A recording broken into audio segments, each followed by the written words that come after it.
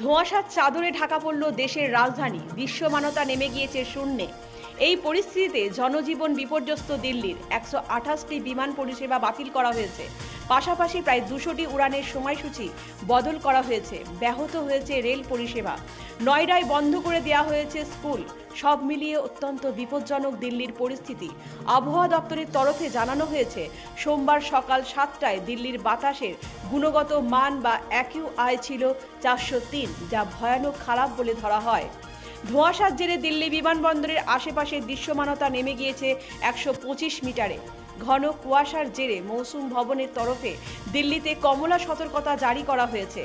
দিল্লির সর্বনিম্ন তাপমাত্রা 7 ডিগ্রি সেলসিয়াস থেকে সর্বোচ্চ তাপমাত্রা 22 ডিগ্রি।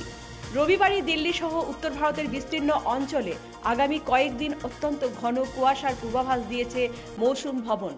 হিমাচল প্রদেশ, পাঞ্জাব, হরিয়ানা, চণ্ডীগড় এবং উত্তরপ্রদেশে 31শে ডিসেম্বর পর্যন্ত কুয়াশার দাপট চলবে।